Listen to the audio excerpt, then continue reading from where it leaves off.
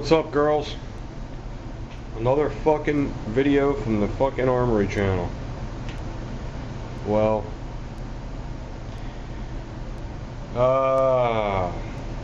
this is going to be interesting. Hopefully not long. Once in a while I get someone says, dude, I like your videos, but they're long. Are you fucking kidding me? Dudes, come on, man. My videos ain't that fucking long. I've never went past a half hour. Alright, you see these guys making 40-minute videos, 45-minute videos, you know who I'm talking about. That's 1 hour, some of them. I mean, that's fucking long. Sometimes you can't help it, man. You're talking about guns here. You gotta be thorough, you gotta explain everything. What's the difference if the video is 25 minutes long, or if there's a part 1, part 2, and part 3, and part 4? Right? Wouldn't you rather all be in one than have to try to find the other parts to it? That's the beautiful thing about being a partner. You don't have to do that shit. But it ain't too many guys. I'm talking like maybe, not even lying here, 1 out of 100 people will complain about that the videos are getting long. A lot of guys say, they like the videos longer, which too. I like a good 20-minute video. You know, so sometimes I hate when guys make a video and they're only 5 minutes. I don't like that because I get no satisfaction out of it. Unless you're watching somebody shoot, that shouldn't be too long, because that shit gets boring. Anyway, or watching someone scan their gun with music in the background, that should be a short video. And there goes the fucking phone. And who is it? Let's see who it is. Don't know who the fuck that is. Hold on. Yo. What's up? Who's this? Yo, Bob, what's going on, man? Yes, I am. Are they for full-size 1911? Alright, can you hold a set for me? Are they black rubber or wood? I mean, yeah, they're the ones I want, because I got a Kimber Custom 2 perfect on there. Alright, Bob, thanks, man. I'll see you soon. Bye-bye. My grips came in for my Kimber Custom 2 at Target Master. Figure it's a gun related call, so keep the camera rolling. No big deal. Alright. What we're going to talk about is, finally till I get to what we're talking about, is a break-in period. I'm getting a lot of fucking... I looked on YouTube to see how many videos there are on break-in periods. There's a few. There ain't a lot. So I'm going to put my stamp on it. My big fat stamp. And some guys are saying Glocks don't need a break-in period. 1911s do need a break-in period. Sig Sauer needs a small break-in period. Well, I don't care what anybody says. I have all these guns and I've been shooting them, and they all need a break-in period. Now, the 1911 needs a break-in period more than any of them, because they're very tightly made. There's a lot of steel rubbing on steel with the 1911, especially the guide rails. And but that's fine. That doesn't bother me. After a 1911 is completely broke in, there's not a handgun like it. They're my favorite gun. Okay. And that's fun, all that shit, breaking in and all. But the 1911 does require a break-in period. All my 1911s so far haven't jammed, but I haven't shot them a whole lot. But so far, none of them's jammed yet. This hasn't been shot at all. But I think this one, this particular one, the way it's made, the Springfield, will need a break-in period, because the guide rails that the slide rides on, this is very tightly made. This feels like a Kimber. I know it's not a Kimber. It's a Springfield mil-spec 1911 A1, which is a beautiful piece. And let's check it for safety. Okay, it's all clear. Magazine's clear. I knew there was nothing in the magazine. That's why I didn't bother taking it out first. But just want to show you it's clear. And I have there an Act Mag. That's the ones I like. And if you get a Rock Island Armory 1911, even though they're on the cheaper side, 1911, they give you a hell of a magazine. They give you this type of magazine. It's like an ACMAG. It might be a Novak, but pretty much the same thing. But I can feel on this 1911, when you buy a 1911, if you want to feel, if it's probably going to be a pistol that you're going to need to break in, you want to take the slide and just kind of do this with it. And if it feels like it's really rubbing, like this one is, this one's probably, I'm going to probably have to put a good 500 rounds through this before it's reliable. Okay? Which is fine. I'm glad the gun's made really, really tight. And how you can tell is you look right here on the notches on the slide and the notches on the frame of the gun. See how big the gaps are. And as you can see, there ain't no gaps. Not up here, down here. There's no gaps at all. But I lubed it up and cleaned it real good. And this thing has a fantastic trigger pull. I can't wait to shoot this one. Wow, I mean it's like really light. It feels like my Colt. This is a great 1911. Yeah, I think this is going to need a break-in period because it's made pretty tight, as you can see. Don't make a peep.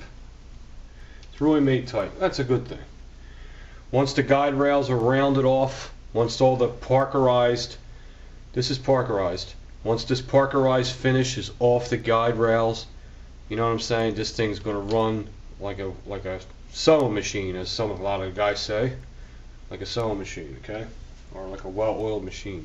These are machines. This particular machine needs to be broken in more than the other guns.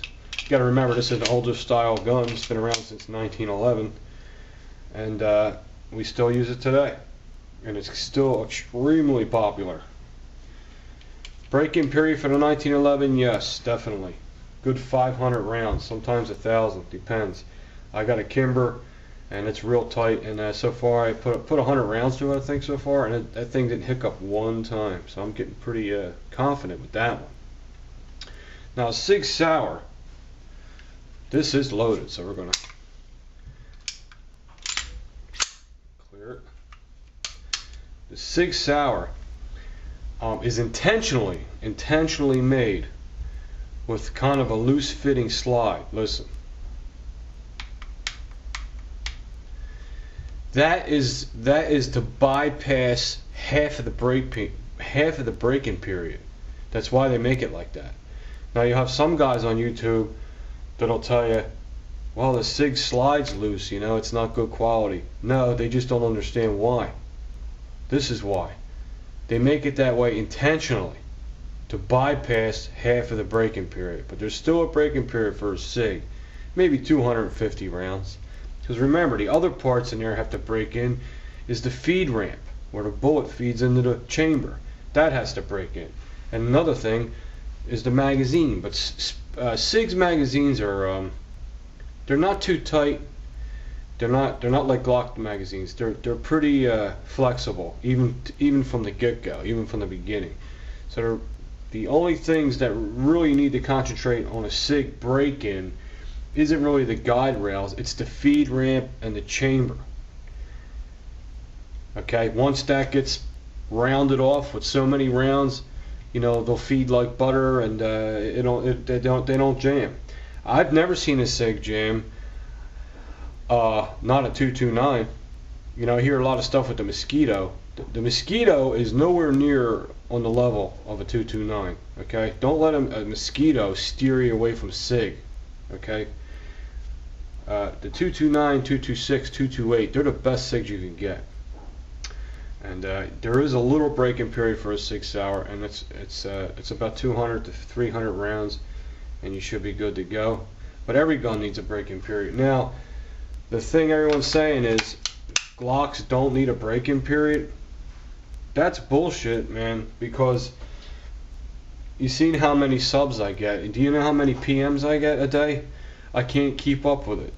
You know, and I'm not even busy working, and I still can't keep up with it. It's just a lot. And a lot of people that just bought their Glocks because I've recommended Glock, and they say, Pete, I got a Glock, I'm glad I watched your video, because of you I got the Glock, and it makes me feel good.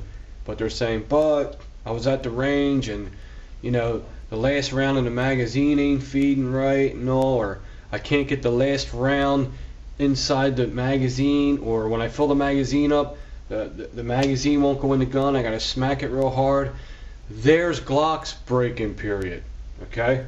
It's the magazine, and for me, my personal opinion, the feed ramp on the barrel. I think every gun needs a break-in period there, okay? But Glock's guide rails and all, these are another gun that's purposely made the way they're made. This is my 27. I haven't shot it yet. I have a magazine, but I have it full to the max because I'm trying to break the magazines in. Glocks have little tabs, and that there really isn't no friction where the tabs ride in, because the tabs are thinner, a little thinner than the slide notches, so there's room that it can move around. So there's really no break-in period there. But there is a break-in period for the feed ramp, which is at the other end of this barrel, where the round feeds in, feeds in, feeds in, feeds in, feeds in, and then it finally makes it rounded a little, it polishes it is what it does. And once that ammunition polishes that up, now you got a real good, reliable Glock on your hand. So there's people that say Glocks don't need to break in. Yes, they do. It's not. It don't take long. Maybe 200 rounds. 200 rounds, man. Your Glock's good to go. Okay. Personally, I never had a problem with any of my Glocks out of the box. I had not shot this yet. I'll let you know. This is brand new. But my Glock 19, I got 200 rounds to that. And my Glock 30, I've had that forever. And I've never had any malfunction with them, even from the beginning. Brand new, you know, still oil in the gun. No, but the thing with Glocks is their magazines need to break. Got to break their magazines in. So what I recommend to a lot of you guys is fill them up, let them sit for a few weeks, take all the rounds out, fill them up again, keep filling them up, and because the spring in here when it's new is really stiff. The Glocks are probably the hardest magazines to load when they're new, but that's a good thing because they're made really good and they have excellent springs in them.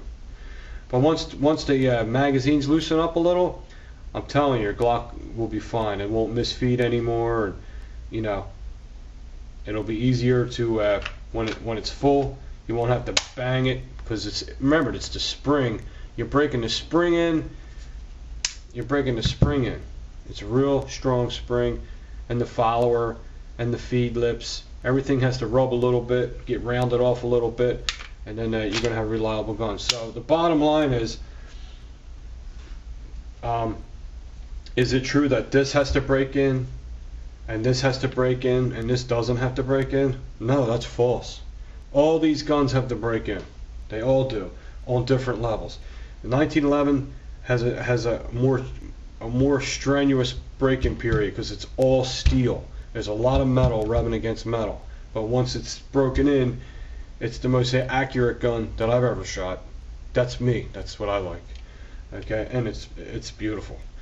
Okay, like I said, the 6 hour, very small break-in period, and same with the Glock, very small break-in period. But yes, they all need a break-in period. Okay, so if you have a Glock and out of the box, it don't need a break. Same with the Springfield XD. Any new gun that's just been machined, it has edges on it. You know what I mean? All the metal edges have edges on them. Then once all that stuff gets all rounded off and worked in, that's your gun breaking in. So yes, every gun has to be broken in. I don't care what the manual says. Common sense tells you that. All right. All right, we're going to keep this one short. I just need your guys' opinion on something. We're coming up to 10,000 subs. You know, that's kind of a special thing for me. And since I mean, you know, we started in July 2009, and it's just a little over a year, and we're going to go to 10,000 subs. I think that's a hell of an accomplishment. And I know I did the shirts. How many times? We did the shirts about 4 times now. And I'm just wondering, do you think hats would be better? Because I've been getting a lot of requests for hats, and it would be a hat like this. See this Flyers hat? It would be a hat like this, you know, one size fits all, maybe a fitted one or a Velcro one. What, you know, Velcro one. I don't like the buckle clip. I hate them hats because a lot of guys like to wear their hat backwards and that buckle clip digs in your forehead. So if you'd rather me get the hats made, like I'll just have the logo here. Okay, it's going to have the logo here. Not sure what guns I'm going to put on it yet. The logo here, and on the back here, maybe just put like 10,000. I ain't gonna put 10,000 subs, just 10,000, and black. They'll be black like this. Let me know if you'd rather have the hats than the shirts. I'd rather make the hats than the shirts because I don't have to keep track of all different sizes and all that stuff. I just buy a whole bunch of them and I can keep them in stock. Okay, dudes. Talk to you guys soon. Thanks for subscribing. You guys are awesome. See ya.